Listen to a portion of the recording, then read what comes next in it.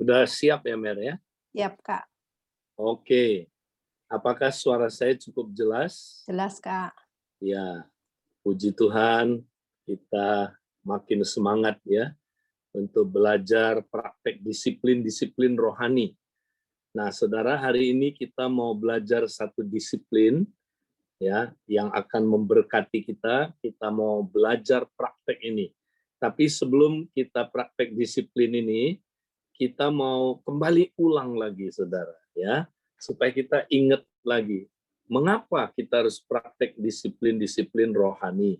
Nah, kita review sebentar lagi, coba PowerPoint berikutnya.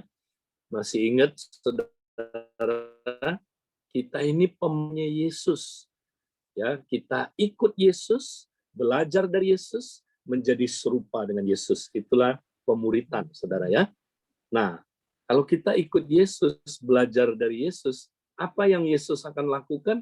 Dia akan mengubah kita dari dalam, ya, supaya manusia batinia kita tiap hari mengalami renovare, pembaharuan, semakin serupa dengan Dia. Lewat apa, saudara? Lewat praktek disiplin-disiplin rohani. Nah, kalau kita praktek disiplin-disiplin rohani, nanti kita seperti pohon yang baik, pasti menghasilkan buah yang baik. Nah, kita ingat lagi next, bagaimana cara mempraktekkan disiplin rohani? Ingat, saudara, ada peranan Roh Kudus, itu yang terbesar. Ya, kita mesti izinkan diri kita dipimpin oleh Roh Kudus, karena Roh Kudus adalah mentor kita, pemurid kita, penolong kita, pendamping kita. Ya, jadi kita mengandalkan Dia, saudara. Nah, tapi ada bagian kita.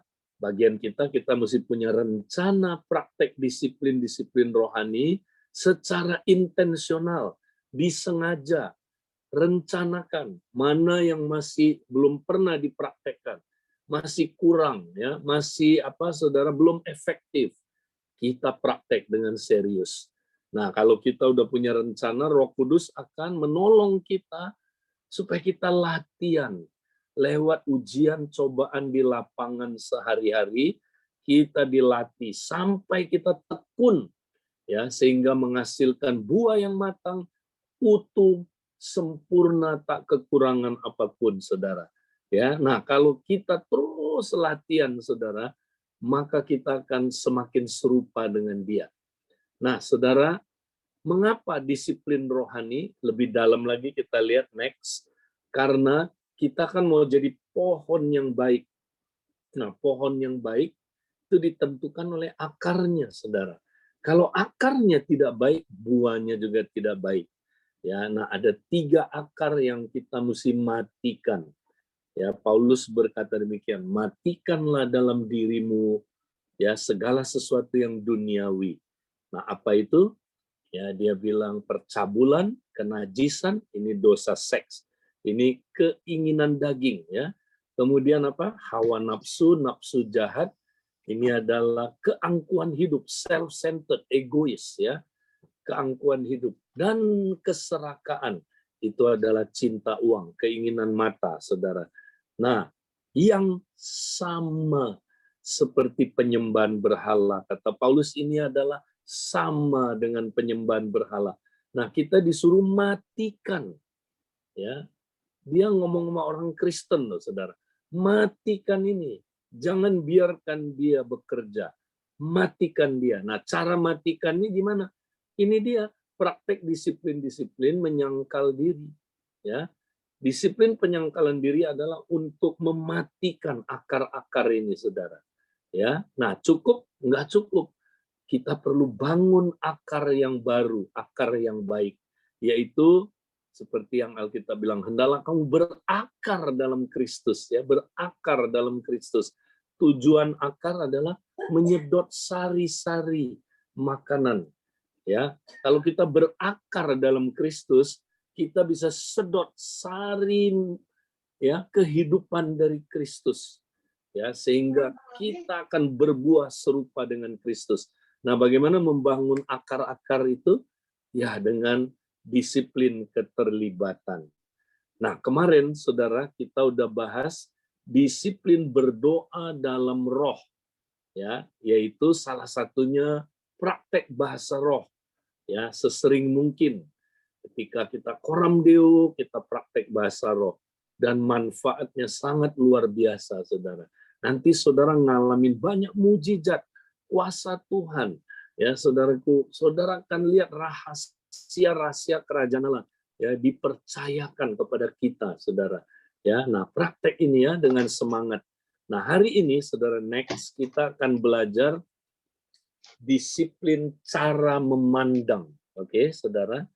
Cara memandang kita ya dengan mata rohani atau mata batinnya itu adalah kunci transformasi hati dan kehidupan. Ya, jadi cara memandang menentukan kita berubah apa enggak hidupnya, saudara. Nah, kita lihat ini ayatnya, tapi saya mau kita baca dalam terjemahan ya BIMK. Next, satu ayat lagi, saudara. Terjemahan BIMK. Nah, ini mungkin lebih sederhana, kita lebih mudah mengerti. Nah, kita baca ayat 21 sampai 23. Karena di mana hartamu, di situ juga hatimu. Mata adalah lampu untuk badan. Nah, Yesus bilang mata kita adalah lampu untuk tubuh kita, saudara. Ya, dia memberi cahaya buat tubuh kita. Kenapa, saudara?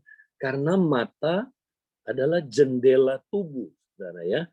Jadi kalau mata kita terang, saudara, terbuka dengan terang, ya, masuklah cahaya itu, saudara, ke dalam tubuh kita, ya, sehingga di dalam tubuh kita dia memperbaharui manusia batiniah kita, ya, dan bukan hanya itu, nanti dia melalui tubuh kita dia bercahaya menerangi orang lain.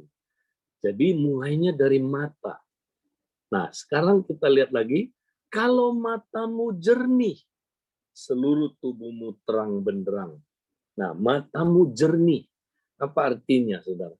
Ya, kalau lensa mata kita jernih, saudara, seluruh cahaya itu masuk sepenuhnya ke dalam tubuh kita. Ya, nah, saudara, mata yang bening, yang jernih, yaitu artinya murni, saudara ya. Tidak terpengaruh oleh yang lain, murni. Kalau mata kita, saudara, murni, jernih, maka saudara cahaya itu masuk. Ya, artinya gini, saudara. Ya, kalau kita, saudaraku, membiarkan cahaya Tuhan, saudara, masuk, nah cahaya itu firman, saudara. Ya, nah maka, saudara, kalau dia kita izinkan masuk melalui mata kita yang bening, maka dia akan mempengaruhi seluruh yang ada di dalam tubuh kita. Artinya gini, saudara, kalau cara pandang kita, saudara, benar, ya, maka saudara, ya, cara pandang kita itu sesuai dengan cahaya yang masuk, sesuai dengan firman Tuhan, saudara, maka saudara, nanti hidup kita, batin kita berubah, makin berubah serupa Kristus, saudara. Ya, cahaya itu masuk mengubah hidup kita, saudara. Jadi cara pandang kita harus cara pandang yang, saudaraku, sesuai dengan firman. Ya, cahaya itu adalah firman. Ya, saudaraku, kalau sesuai dengan firman, cara pandang kita itu akan mengubah manusia batinia kita. Bukan hanya itu, saudara, tubuh kita akan meneruskan cahaya itu kepada orang lain. Karena kita dipanggil untuk jadi terang. Ya. Nah, tapi dia bilang begini, jikalau matamu kabur, nah ini lensanya kabur, saudara, cara pandangnya ya tercampur oleh cara pandang ya jiwa kita yang udah rusak, cara pandang ya saudaraku duniawi, cara pandang yang tidak sesuai kehendak Tuhan, ya maka saudara itu artinya lensanya kabur ya. Nah kalau lensanya kabur, cahaya nggak masuk kan, saudara, ya nggak masuk, gelaplah seluruh hidup kita, saudara, ya atau masuk sebagian, Nah, kenapa? Karena lensanya nggak bening, saudara. Lensanya kecampur. Jadi masuknya cahaya nggak sepenuhnya. Nah, ini maksudnya gini, saudara. Kalau cara pandang kita ya tidak sesuai dengan saudaraku cara pandangnya Tuhan, ya sesuai dengan firman Tuhan, cahaya itu masuk 100% ke dalam diri kita, saudara. Ya, tapi saudaraku cara pandang kita ya dipengaruhi atau dikuasai oleh ya cara pandang yang duniawi, cara pandang yang salah, maka terang itu nggak masuk, saudara. Ya, karena terang itu nggak masuk, maka manusia batinnya kita nggak ada perubahan. Ya, atau masuk sedikit. Saudara tahu, ada orang punya cara pandang kecampur antara kebenaran dengan ketidakbenaran. Ya, jadi saudara ada tipunya di dalam saudaraku kebenaran itu. Ya, coba setan nipu Hawa, saudara. Itu enggak murni semuanya tipuan. Ada firman Tuhannya, saudara. Ya, jadi dia menipu. Ya, tidak murni firman Tuhan, tidak murni kebenaran Tuhan. Ya, masuk ke dalam diri kita. Ya, banyak asumsinya kita. Ya. Nah, kalau itu saudara, mata kita kabur, seluruh badan kita juga gelap gulita. Ya, akibatnya saudara, kalau badan kita gelap gulita, gimana kita mau menerangi dunia ini? Ya kan? Kan tugas kita menerangi dunia ini. Nah, kalau badan kita aja gelap gulita, dia bilang begini, jikalau lampu di dalam dirimu gelap, alangkah pekatnya kegelapan itu ya. Jadi orang dunia aja udah gelap kan, kita hadir di sini kita juga gelap, ya tambah gelap. Alangkah pekatnya kegelapan itu, saudara. Ya, tapi kalau kita ya punya mata yang baik, mata yang jernih, maka badan kita terang benderang dan kita menjadi terang dengan sekitarnya, saudara. Sehingga kegelapan itu diterangi oleh terang kita. Jadi mata itu sangat penting, saudara. Jadi mata di sini adalah cara memandang kita, saudara. Bagaimana cara memandang saudara? Itu menentukan saudara mengalami transformasi manusia batin enggak? Ya, dan itu membuat saudara menjadi terang. Ya, kalau enggak saudara nggak bisa jadi terang. Nah, mari kita lihat saudara, bagaimana kita mengaplikasikan cara memandang ini. Nah, kita lihat konteksnya dulu. Memang ini bisa dipraktekkan nanti banyak hal, ya, di dalam banyak hal. Tapi kita mau lihat konteksnya dulu, saudara. Nah, konteksnya ayat 21 bilang begini. Karena di mana hartamu, di situ juga apa, saudaraku, hatimu. Nah, kalau saudara baca ayat ini, saudara, ya, ayat ini saudara dimulai dengan saudaraku nasihat Tuhan Yesus supaya jangan kita mengumpulkan harta ya di bumi ini. Ya, kenapa saudara? Karena harta ini kalau kita kumpulkan di bumi ini saudara, ya bisa apa saudaraku dikatakan ya kita baca di sini. Ya saudara nggak usah buka Alkitab, saya akan bacakan. Ya dibilang begini ya. Di dalam Matius pasal yang ke-6 ayat 19. Janganlah kamu mengumpulkan harta di bumi. Di bumi ngengat dan karat merusaknya dan pencuri membongkar serta mencurinya. Tetapi kumpulkanlah bagimu harta di surga. Di surga ngengat dan karat tidak merusaknya dan pencuri tidak membongkarnya serta mencurinya. Lalu dia sambung, karena di mana hartamu berada, di situ juga hatimu berada. Lalu dia bahas soal mata. Nah, jadi maksudnya gini, saudara. Cara pandang Anda terhadap harta, ya itu sangat penting. Bagaimana Anda melihat harta? Cara pandang Anda terhadap harta. Nah, saudara, ada orang, saudara, dia memandang harta sebagai apa, saudara? Ya, sebagai sesuatu yang memberi dia rasa aman, menjamin dia, ya, di mana saudaraku harta dapat memberikan dia rasa aman, jaminan keselamatan, saudara.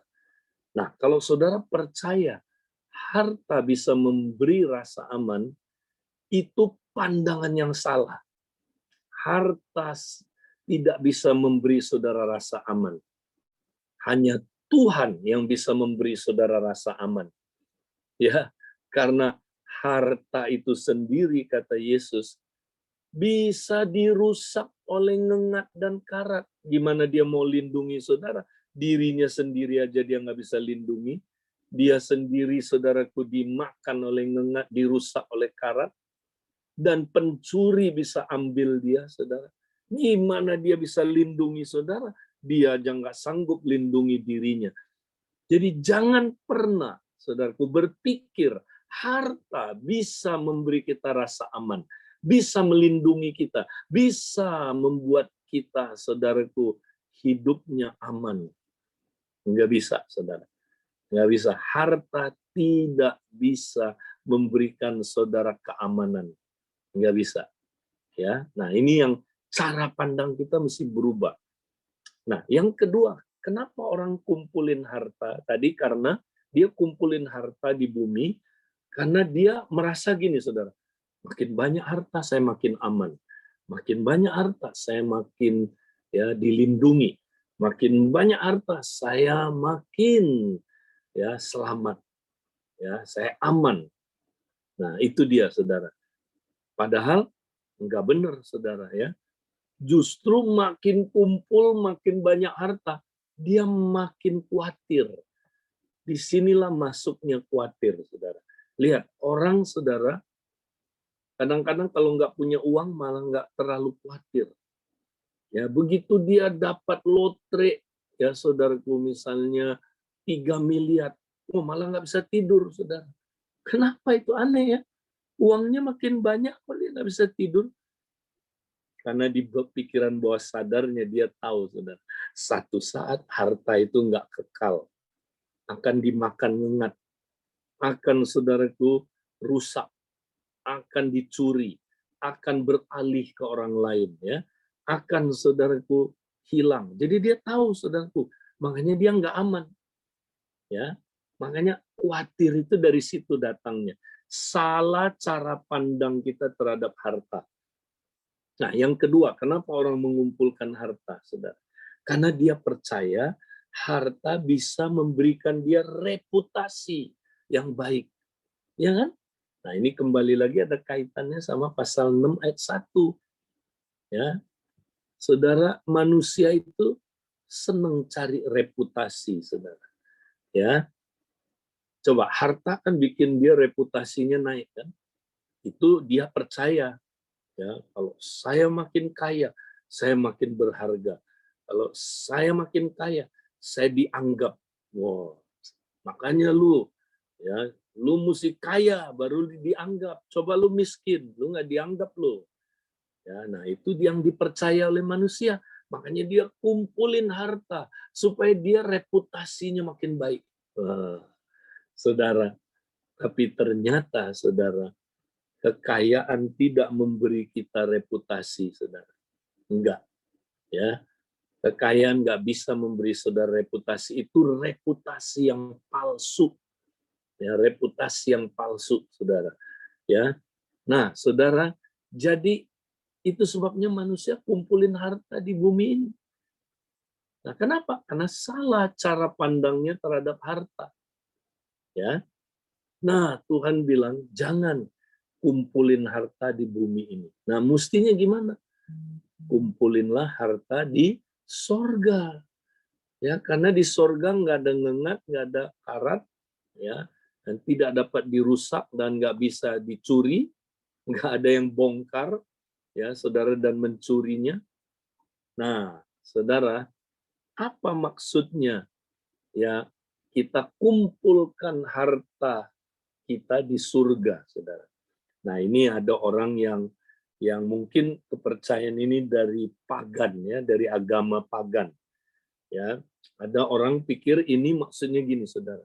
Ya, kita mesti invest ya uang kita supaya nanti kalau kita udah mati, kita masuk Firdaus, di situ kita terima saudaraku, investasi kita. Ya, jadi kalau kita investasi di sini, nanti di sana rumah kita gede ya.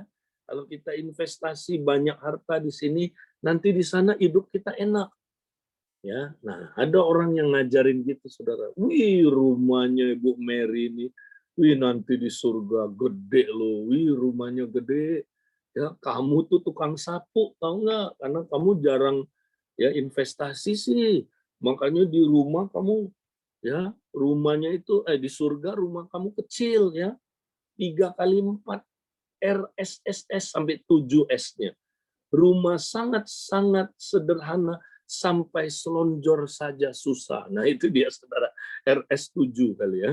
Nah, Saudara, makanya kamu harus invest supaya nanti di sana hidup kamu enak. Ya, makanya orang bakar rumah kertas, bakar uang kertas, bakar mobil kertas supaya ditransfer ke dunia yang lain. Nanti di sana kita hidupnya enak. Nah, Saudara, itu bukan gini artinya, bukan. Nah, sorga di sini apa? Sekali lagi, Saudara, sorga di sini bukan nanti kita udah mati, ya kita pergi ke satu tempat. Betul, kita kalau mati kita akan ke satu tempat namanya Firdaus. Ya, tapi sorga di sini konteksnya bukan itu. Ya, Saudara, ini konteksnya adalah kerajaan sorga, dunia roh yang nggak kelihatan. Nah, kita nggak ada waktu, nanti Saudara baca di Ibrani 12, ya. Baca di situ, dikatakan kita sekarang ini, Saudara, sudah datang ke Yerusalem sorgawi. Kumpulan ya saudaraku, orang-orang ya yang saudaraku ya di segala zaman ya, Yerusalem sorgawi ya, kita sudah saudaraku datang ke sorga. Ini sorga saudaraku ya. Jadi sorga itu apa? Alam roh ya, yang nggak kelihatan Saudara. Kerajaan Allah yang tidak kelihatan itu Saudara. Ya, kan katanya kerajaan Allah nggak bisa dikatakan dia ada di sini, dia ada di sana. Ya, sebab kerajaan Allah itu ada di tengah-tengah kamu. Kamu nggak lihat, tapi kerajaan Allah itu sudah ada. Nah, investasikanlah harta saudara di alam roh ini, saudara. Di dunia yang nggak kelihatan ini. Di surga. Ya, saudaraku, investasikan. Ya, jadi kalau saudara memberi, memberilah untuk tujuan kerajaan Allah. Kalau saudara misalnya, wow, ada misi ini, saya mau invest ya untuk saudaraku, supaya pelebaran kerajaan Allah terjadi.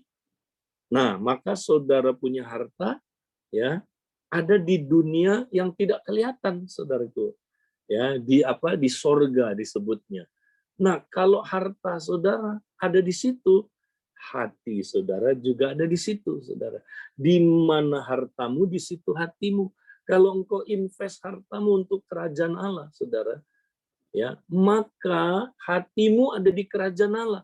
Kalau hatimu ada di kerajaan Allah, hatimu akan saudaraku mengalami transformasi, perubahan terus-menerus.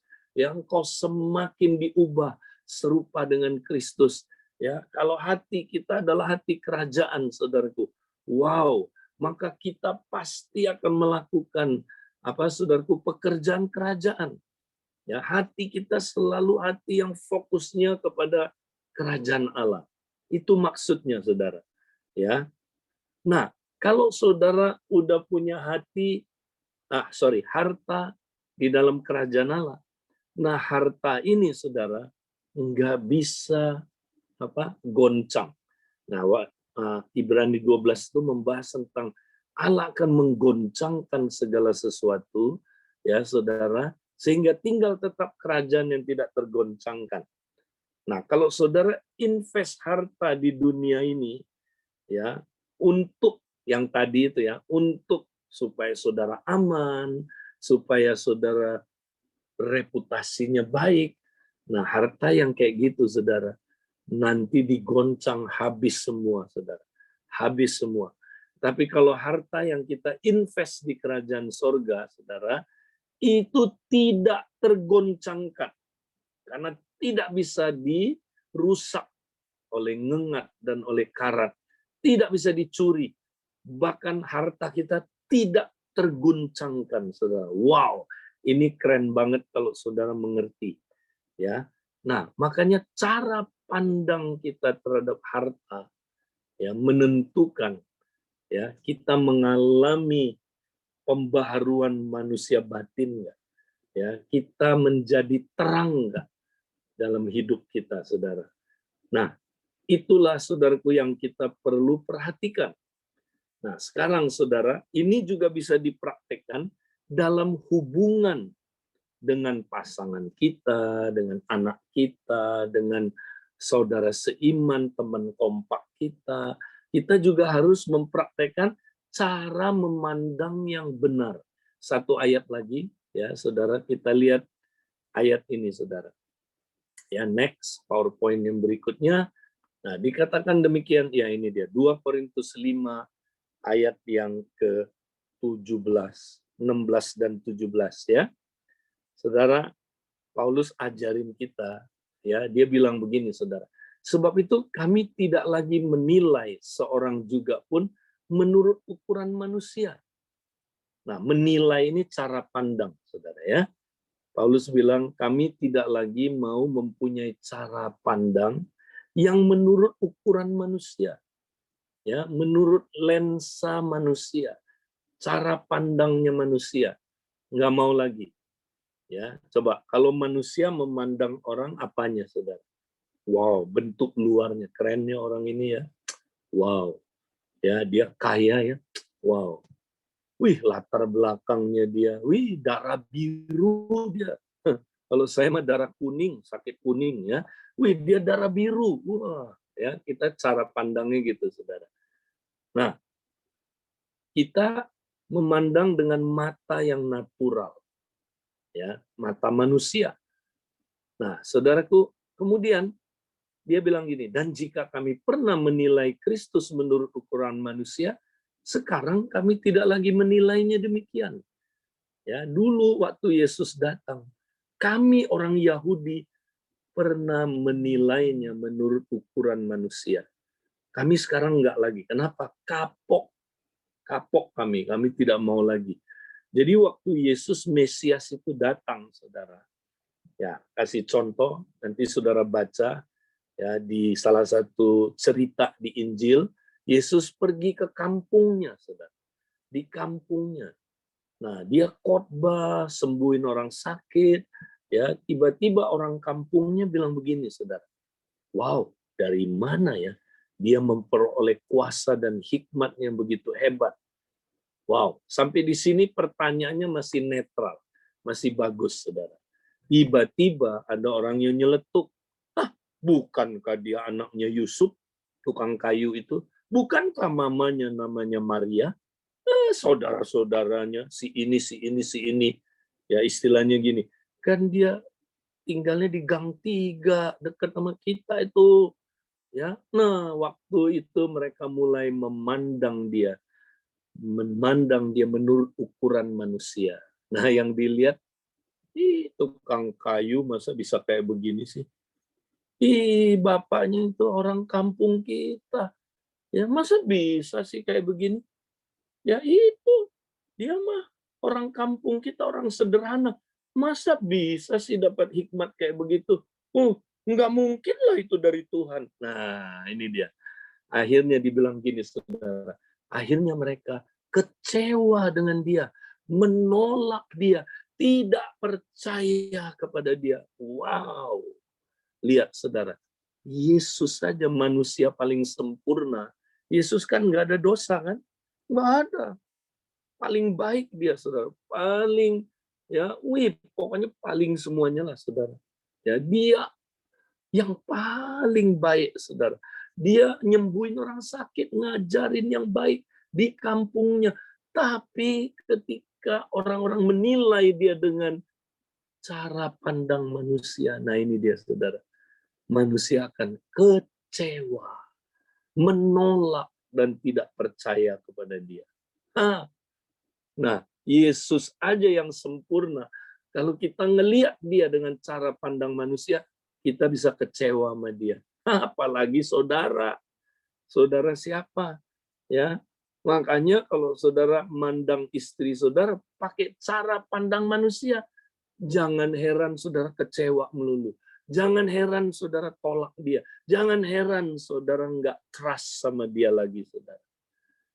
Jadi jangan pernah memandang orang ya dengan cara pandang manusia, saudara. Ya, jadi kita memandang orang yang adalah saudara kita, ya, pasangan kita, anak kita, gimana cara pandangnya? Anak ayat 17.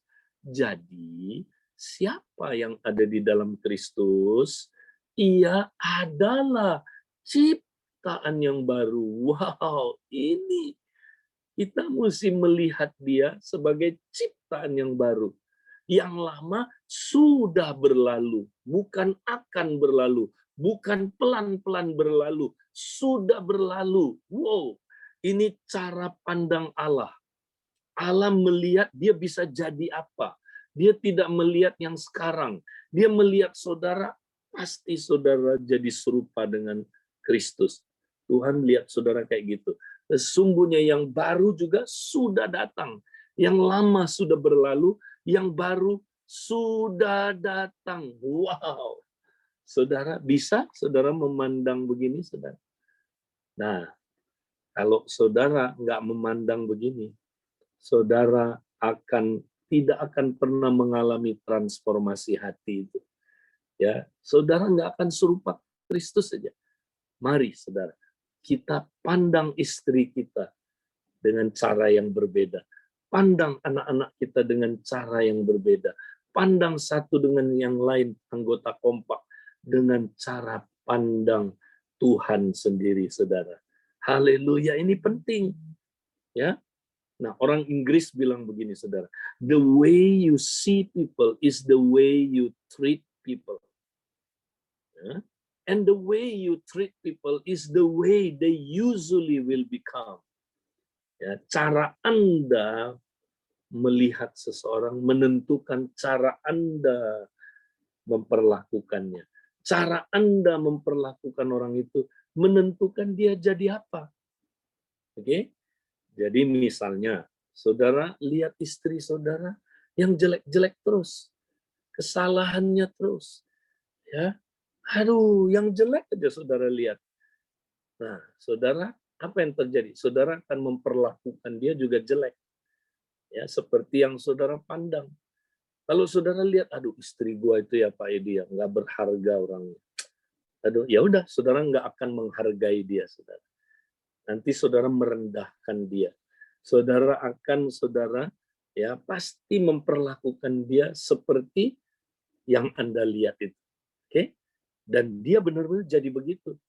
Ya, karena kita kutukin terus, memang lu mau Q tau nggak orangnya, tau nggak? Lu mau Q udah nggak bakal berubah deh kamu. Ya, nah, benar-benar dia nggak berubah-berubah sesuai dengan nubuatan saudara. Nah, itu saudara, kita harus saudaraku berubah cara pandangnya. Ganti lensa, saudara. Lensanya Tuhan. Lihat sesama kita ciptaan yang baru. Yang lama sudah berlalu. Yang baru sudah datang. Gampang? Enggak gampang. Ya, perlu pertolongan Roh Kudus. Perlu latihan terus. Latihan terus. Ya, tapi bisa, saudara. Kalau Anda praktek disiplin cara memandang. Ya, praktek, saudara. Ya, makanya ambil foto, saudara. Foto istri, saudara. Wow, Tuhan, aku bersyukur punya istri seperti ini, Tuhan. Memang cuma satu-satunya di dunia ini, Tuhan. Oh Tuhan, memang dia belum sempurna. Tapi aku mau melihat dia seperti Engkau melihat. Ya ilah, gitu dong, ya. Jangan, aduh Tuhan, gua dianiaya terus sama makhluk satu ini, Tuhan. Tuhan, Kenapa gue kawin sama dia, Tuhan? Aduh, Tuhan, makhluk satu ini hanya bisa diusir dengan doa dan puasa. Emang dia setan. Ya, saudara, nah ini mulai ketawa ini. Banyak yang kayak gitu ya. Banyak yang kayak gitu, saudara ya. Nah, saudara, demikian juga istri-istri. Ambil foto suami, saudara. Tuhan, suamiku Tuhan. Wih, dulu ganteng luar biasa, Tuhan. Ya, dulu kayak Teng Kuang Yung, sekarang udah Teng Oleng. Ya, tapi nggak apa-apa, Tuhan. Ya, aku lihat dia serupa Kristus, Tuhan.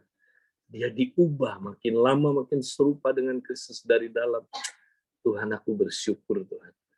Aku bersyukur, Tuhan, punya suami seperti ini. Begitu caranya, ya, saudara. Nah, kita mau praktek dalam hidup kita cara memandang yang benar. Cara kita memandang terhadap Allah, terhadap harta, terhadap diri sendiri, terhadap pasangan kita, terhadap anak-anak kita, dan itu yang akan membuat saudara mengalami transformasi dari dalam. Ya, mata menentukan, saudaraku, batin saudara berubah apa enggak. Mata menentukan terang itu masuk dan saudara jadi terang apa enggak. Ya, saudara, mari kita mulai dengan mata kita, cara memandang kita. Haleluya. Puji Tuhan. Nah, saya mau sekarang saudara coba jurnal. Ya, pertama, pencerahan apa yang saudara dapat dari pelajaran hari ini ya? Pencerahan itu gini, saudara. Wah, kayak dibukain gitu. Tueng, wah. Sebelumnya belum pernah dapat. Wah, ini dia. Catat, jangan hilang. Pencerahan itu mesti kita catat, saudara. Kita dapat apa? Ya, oke. Itu yang pertama. Nah, kedua, saudara, ada perintah apa di sini yang Tuhan berikan? Kalau ada perintah ya kita mesti taat, saudara. Ya, oke. Catat. Yang ketiga, ada teguran apa, saudara, yang Tuhan nyatakan. Misalnya, kamu tuh sering cara mandangnya sama anak salah ya. Makanya kamu benci banget sama anak kamu. Anak kamu nggak puli-puli tuh, karena cara pandang kamu salah. Oh ya, teguran. Kita catat, saudara. Ya, yang terakhir, ada janji apa di sini, saudara? Ya, catat. Ada nggak janji di sini? Ya. Nah, janji Tuhan dan kasih Tuhan itu beda, saudara. Kasih Tuhan tidak bersyarat, tapi janji Tuhan bersyarat. Kalau saudara mau terima janji Tuhan, penuhilah syarat-syaratnya. Ya. Nah, jadi kita baru, ya saudaraku, dengar suara Tuhan kalau kita catat. Ya itulah suara Tuhan. Jangan jauh-jauh cari suara Tuhan itu. Saudara dengar pencerahan apa? Dengar perintah apa? Dengar apa? Teguran apa? Dengar janji apa? Dicatat. Nah, itu besok kita sharingkan, saudaraku, di dalam kompak kita. Ya, kita sharing. Itu dia bahannya. Jadi jangan yang lain-lain ini. Ya, karena kita dengar firman, mengerti, langsung melakukannya, dan saling mengajar, saudara. Itulah konsep menjadi murid dalam kerajaan Allah. Ya, saudara, oke? Baik, udah ya, udah catat semua ya. Wow, kayaknya saudara excited banget hari ini. Oke, saya kembalikan kepada teman-teman yang bertugas. Mungkin kita bisa buka pertanyaan.